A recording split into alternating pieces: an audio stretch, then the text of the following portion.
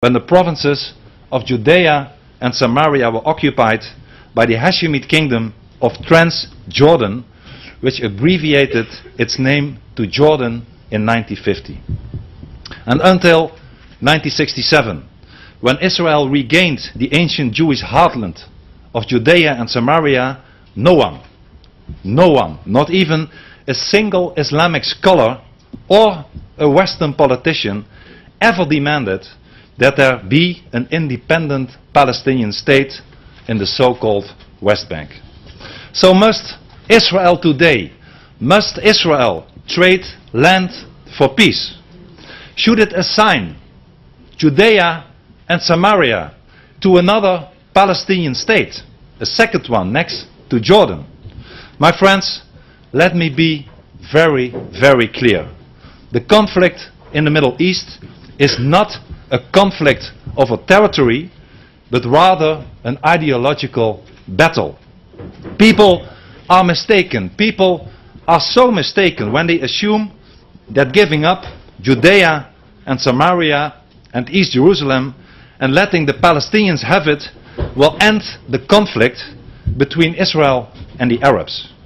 In 2005, Israel sacrificed the settlements in Gaza for the sake of peace. And I ask you, did you get any peace?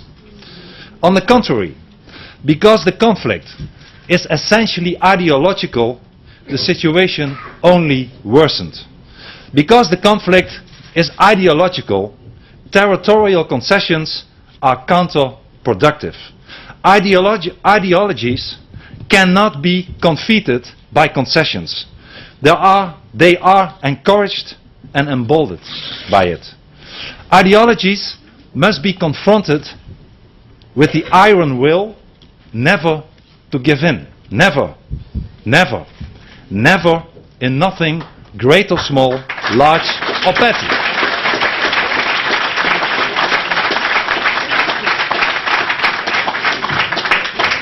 And that is the lesson which the world learned, and with those exact words from Winston Churchill when he confronted the evil ideology of Nazism. And this conflict here in the Middle East is not about land and borders, but it's about Islamic jihadism opposing Western liberty. From the moment that Israel was founded, the Arab leaders have rejected every partition plan and every initiative for territorial settlement. And why? Why? Because the Islamic ideology simply does not accept the concept of a Jewish state. Neither Hamas or Fatah are willing to recognize the right of the Jewish people for a state of their own in their historic homeland. No, I cannot repeat it enough, no territorial concession on Israel's part can and will ever change that. Don't let anybody fool you. Ladies and gentlemen, Israel's ideological enemies want to wipe Israel out as a nation. They simply deny the Jewish state the right to exist and to live in peace, dignity and liberty. For the sake of its own survival and security, Israel needs defendable borders. A country that is only 15 kilometers wide is impossible, almost impossible to defend. And that is an extra strategic reason why Jews need to settle in Judea and Samaria.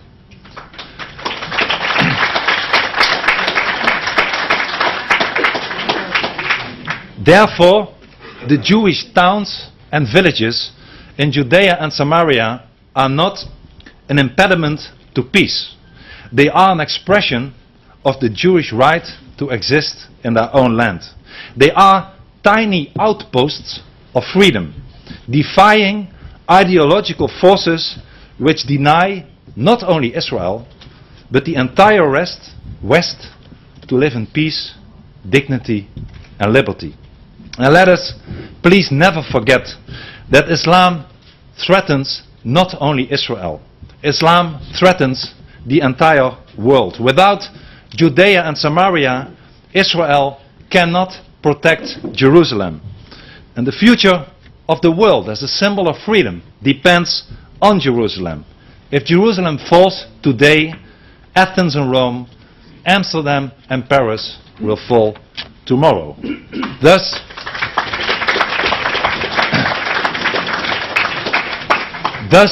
Jerusalem is the main front protecting our common civilization.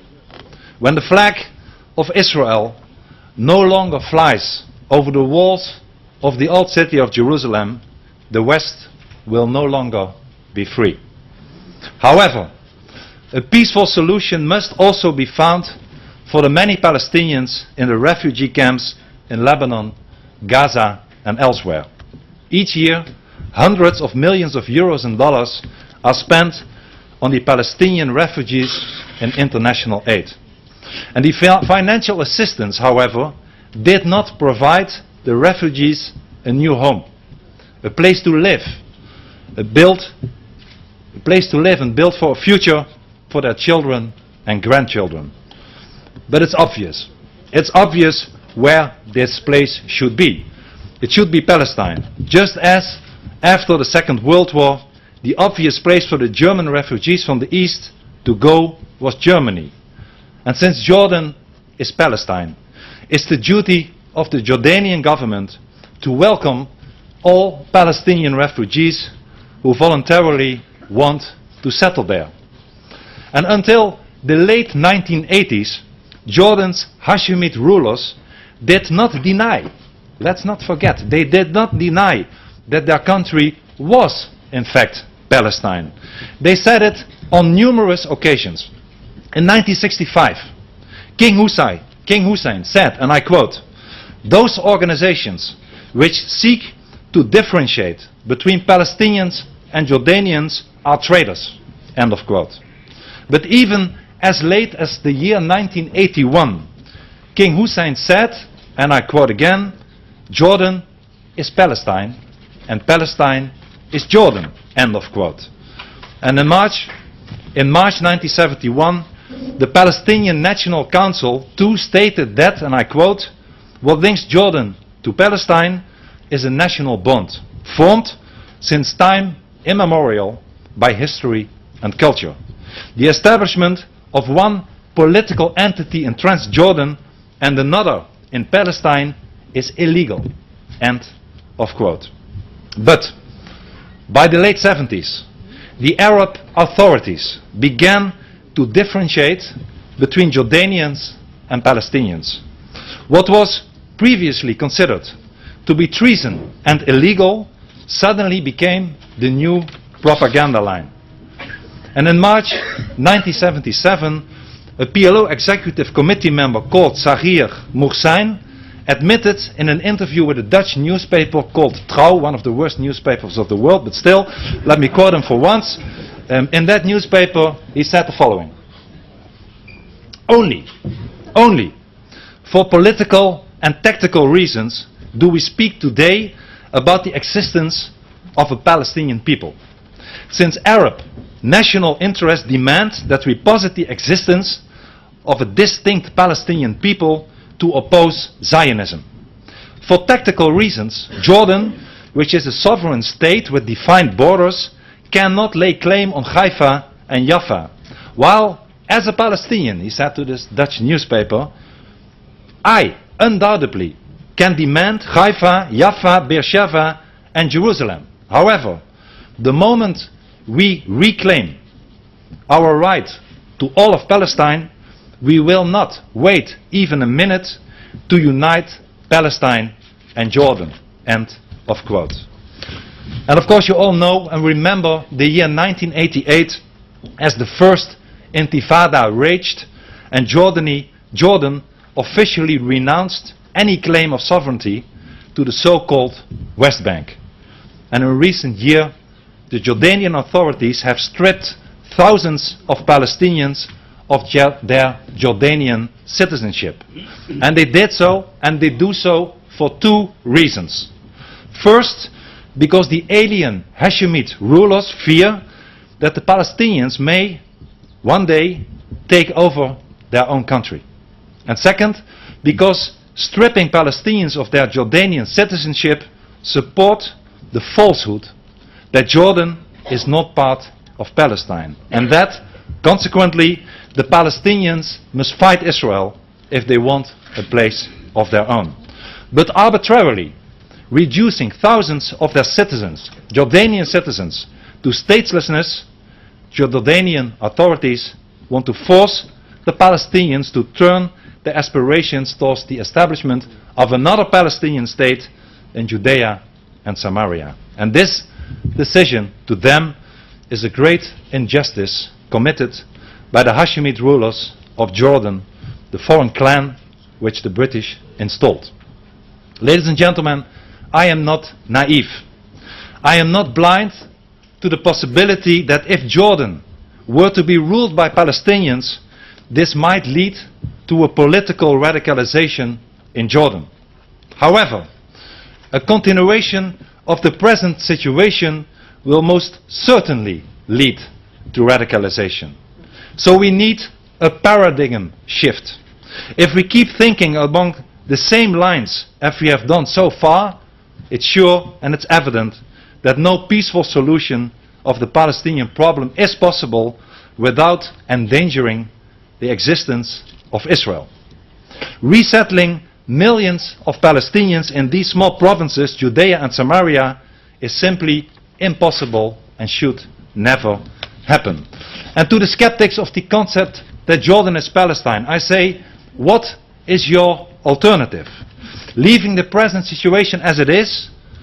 No, my friends. The world finally must recognize that there has been an independent Palestinian state since the year 1946, and the name is the Kingdom of Jordan. Allowing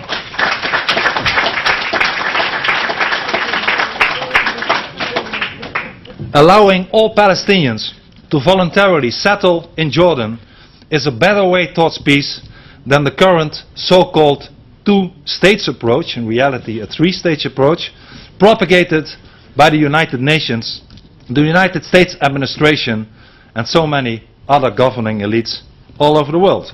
We only want, of course, we all only want a democratic, non-violent solution for the Palestinian problem. But this requires that the Palestinian people should be given the right to voluntarily settle in Jordan and freely elect their own government in Amman. And if the present king, if the present Hashemite king is still as popular as today, of course he can remain in power, but that is not up to me, but up to the people of Palestine to decide in real democratic elections. So my friends, I am advocating here a totally new approach. Let us acknowledge that Jordan is Palestine. And to the Western world where we all belong to, I say, let us stand with Israel, because the Jews have no other state, while the Palestinians already have Jordan. Let us stand with Israel, because the history of our civilization began here, in this land, the homeland of the Jews. Let us stand with Israel, because the Jewish state needs defendable borders to secure its own survival. Let us stand with Israel, because it's the front line in the battle for the survival of the West, of our Christian Judean culture, and of our freedom. And we must always and all speak the truth. And the truth is that Jordan is Palestine. The truth is that Samaria and Judea are part of Israel. The truth is that Jerusalem may never fall. The truth is that Israel is the only democracy in this region of darkness and tyranny. The truth is that Israel is the linchpin of the rest. And of course, I am just a foreign guest, and I should be modest. I saved this to the end of my speech. But still, Israel